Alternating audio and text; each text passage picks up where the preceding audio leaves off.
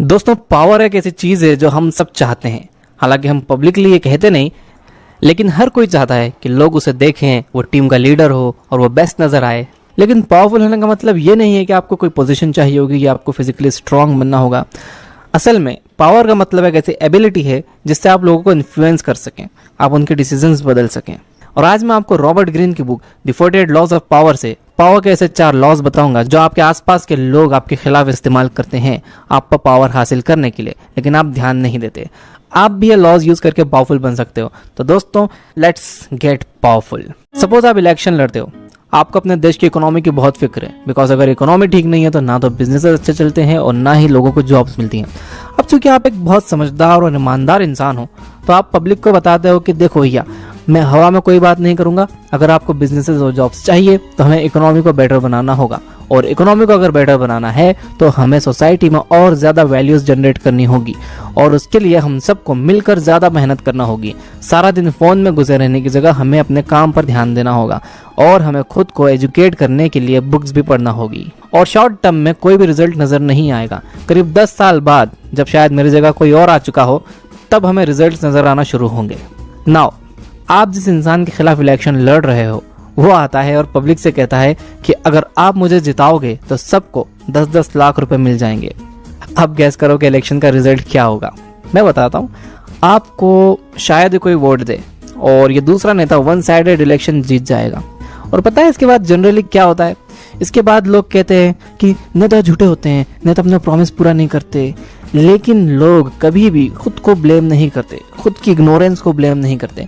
जब उस नेता ने कहा कि वो 10-10 लाख रुपए देगा, तो क्या पब्लिक ने यह सोचा कि 10 लाख रुपए आएंगे कहाँ से? ऐसा क्या हो जाएगा कि हर इंसान को इतने पैसे मिल जाएंगे? ऑफ कोर्स वो नेता कभी भी अपना प्रॉमिस पूरा नहीं करेगा। कोई भी ईमानदार पॉलिटिशियन ऐसा वादा कभी भी नहीं करेगा। लेकिन ज्यादातर पॉलिटिशियंस तो ऐसे ही होते हैं, क्योंकि वो जानते हैं कि लोग सपनों पर भरोसा करते हैं, सच पर नहीं, क्योंकि सच कड़वा होता है, सच मुश्किल होता है। यही है पावर का law number 32, play to people's fantasies. यानी अगर आपको पावर चाहिए तो लोगों के सपनों से खेलो। सूरज हमारी लाइफ के लिए सबसे ज्यादा जरूरी चीज है, लेकिन इंसान को सूरज की कोई वैल्यू नहीं होती, खासतौर पर गर्मियों के मौसम में। बल्कि हम दुआ करते हैं कि सूरज की गर्मी थोड़ी कम हो जाए या बादल आ जाएं और सूरज ढक जाए। लेकिन बारिश के सीजन में जब कई कई दिनों तक सूरज नहीं निकलता, तब हम उसे मिस करना शुरू कर देते हैं, और जब कई दिनों बाद सूरज निकलता है तो हमें उसकी वैल्यू पता चल जाती है। ऐसा ही हर चीज के साथ होता है। जो चीज ज्यादा अवेलेबल होती है, लोग उसकी वैल्यू नहीं करते, उसे ग्रांटेड ले लेते हैं। अगर आप भी किसी ग्रुप में या किसी जगह ज्यादा एक्टिव हो, अगर आप किसी के सिंगल व्हाट्सएप मैसेज पर अवेलेबल हो, तो कुछ दिन का ब्रेक ले लो, मत रहो सबके लिए अवेलेबल। आपको पता है कि जब किसी पार्टी में सुपरस्टार्स आते हैं तो आते ही 5 मिनट में वापस भी चले जाते हैं। वो खाना खाने रुकते नहीं है, ये कहते हुए कि उन्हें अगले प्रोग्राम में जाना है, जबकि उनका अगला कोई प्रोग्राम होता ही नहीं है। वो बस ज्यादा अवेलेबल रहकर अपनी वैल्यू गिराना नहीं चाहते। यही है पावर का law number 16, use absence to increase respect and honour. यानी अगर आपको अपनी इज्जत और वैल्यू बढ़ाना है तो ज्यादा अवेलेबल मत रहो। 1969 में अमेरिका के national security adviser Henry Kissinger के असिस्टेंट विंस्टन लॉर्ड एक रिपोर्ट पर कई दिनों से काम कर रहे थे। जब लॉर्ड ने वो रिपोर्ट किसिंजर को सबमिट की तो किसिंजर ने यह नोटेशन लिखकर वो रिपोर्ट वापस कर दी कि क्या यही आपकी बेस्ट रिपोर्ट है? लॉर्ड को लगा कि शायद किसिंजर को रिपोर्ट पसंद नहीं आई है। लॉर्ड ने वो रिपोर्ट फिर से लिखी, और इस बार और अच्छे से लिखी, और फिर से किसिंजर को सबमिट कर दी। इस बार भी किसिंजर ने सेम नोटेशन लिखकर रिपोर्ट को वापस कर दिया।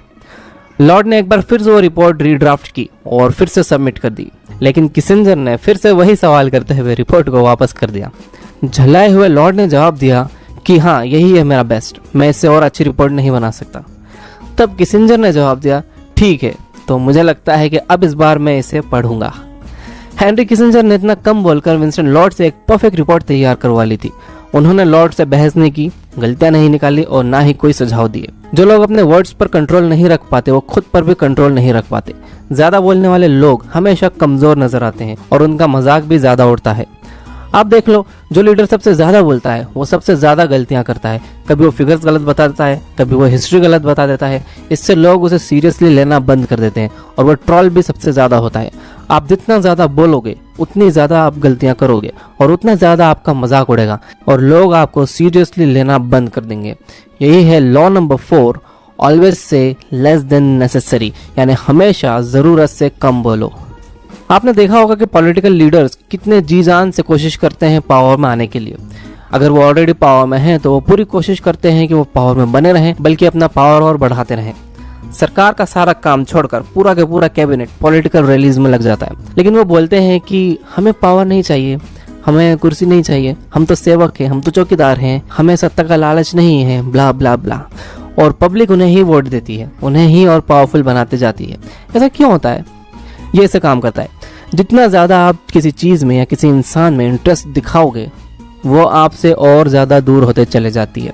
लेकिन अगर आप ये शो करते हो कि आपको उसमें कोई इंटरेस्ट नहीं है तो वो आपके पास आते जाती है। एक और एग्जांपल लेते हैं। मान लो कि एक ऐसा इंसान है जो आपको पसंद नहीं है, क्योंकि वो आपको अपनी बातों से इरिटेट करता है। वो हमेशा आपसे ऐसी बात कहता है जिससे आपको बुरा लगे। अब अगर आप उस पर ध्यान देते हो और उसकी बातों का जवाब देते हो तो वह आपको और ज़्यादा चिढ़ाता है, और यही तो उसको चाहिए होता है कि आप उस पर ध्यान दो और उसकी बातों का बुरा मानो। लेकिन अगर आप उसे इग्नोर करना शुरू कर देते हो, आप उसकी किसी भी बात पर रिएक्ट नहीं करते, बस मुस्कुरा कर आगे बढ़ जाते हो, तो वो थोड़ा परेशान हो जाता है और वो आपको सताना भी बंद कर देता है। Law number 36, disdain things you can not have, ignoring them is the best revenge. यानी जो चीज़ आप हासिल नहीं कर सकते तो ऐसा शो करो कि आपको उसकी ज़रूरत नहीं है, और इग्नोर करना ही बेस्ट रिवेंज है। तो माय डियर फ्रेंड्स, ये थे पावर के 4 laws from the book the 48 laws of power by Robert Greene. अगर आप अभी तक ये वीडियो देख रहे हो तो इसे लाइक ज़रूर करो, ताकि मुझे पता चल जाए कि आपने ये वीडियो लास्ट तक देखा है, और कमेंट करके मुझे बताओ कि आपको आगे और कौन सी बुक्स पर वीडियो चाहिए। Thank you very very very much for watching.